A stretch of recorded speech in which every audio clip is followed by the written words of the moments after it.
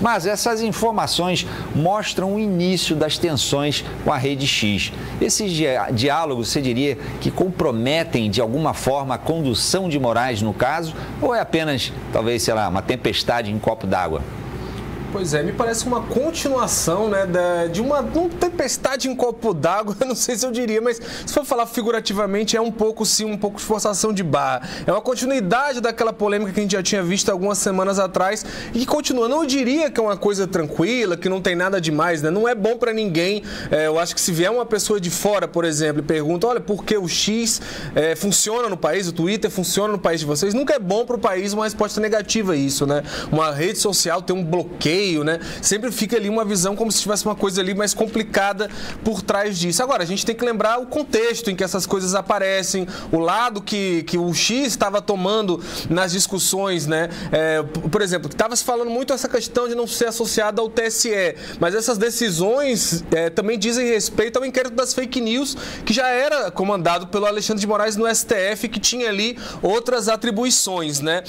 Acho que a gente já se falou disso há um tempo atrás, né? O que se questiona muito nessas conversas, muitas vezes, é quando elas surgem dessa forma, né, soltas, sem muito contexto, estranha muito a falta de rito, né, a falta ali de uma coisa mais, colocada dentro dos termos, dos autos dos processos, dessas comunicações. Quando a gente sabe que o que está se falando aí, muitas vezes, é sobre a questão do uso de poder de polícia, que a legislação brasileira, a lei orgânica da magistratura, não é tão criteriosa assim, ela tem um nível de vagueza proposital, até porque ela depende um pouco da discricionalidade do juiz. É o ministro, é o magistrado, é o juiz, o desembargador que diz o que é necessário para proteger a vida útil de um processo.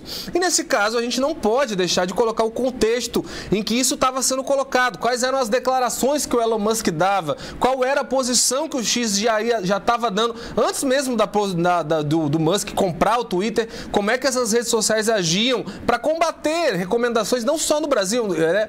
Isso é uma coisa também que é importante falar. Muitas vezes a gente fala dessa discussão como se fosse uma discussão muito restrita ao Brasil. Não, está acontecendo na Europa também. O Twitter e outras redes sociais estão sofrendo restrições em outros países porque está se fechando um cerco muito grande em vários outros países do mundo sobre qual a responsabilidade dessas big techs sobre esses discursos de ódio, sobre esses grupos criminosos que têm atuação livre muitas vezes nesses ambientes. A gente teve dia desses aí o fundador, o criador lá do Telegram preso na França, né? Justamente porque estava sendo acusado do sistema que a plataforma funciona a cobertar criminosos. Então, não é um debate que funciona, né, num vácuo ali de espaço. Tem um contexto muito bem estabelecido, que as mensagens do Alexandre de Moraes claramente não são uma coisa positiva, né? É uma brecha a mais para ele ser contestado, para ele ser criticado, mas é importante que se coloque isso num contexto. A gente está falando de grupos que defendiam, de alguma forma, minar as instituições brasileiras, minar a democracia brasileira e não só isso, né?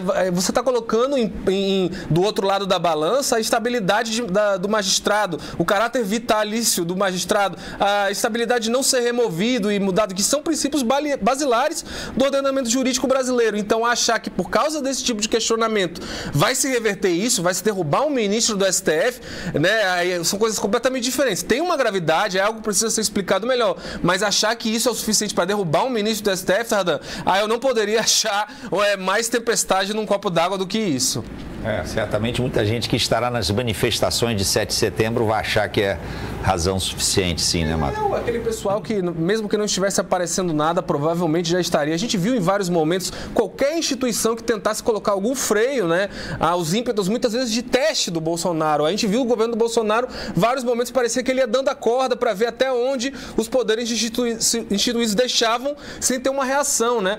Vamos lembrar, antigamente os protestos bolsonaristas eram todos pelo fechamento do Congresso, porque na época se tinha ali a figura do Rodrigo Maia, que era um presidente da Câmara que não rezava a cartilha do Bolsonaro e colocava dificuldades, né? Então já se ameaçava fechar a Câmara dos Deputados. Depois isso vai para o STF quando o Alexandre de Moraes vira essa figura. Qualquer instituição, a imprensa quando questiona e coloca o dedo, hoje esse pessoal compartilha a Folha de São Paulo, mas na época que a Folha de São Paulo trazia coisas questionadas ao Bolsonaro era fecha a Folha de São Paulo, silencia. Então é um pessoal que não é muito afeito à estabilidade das nossas instituições democráticas não, Tardan.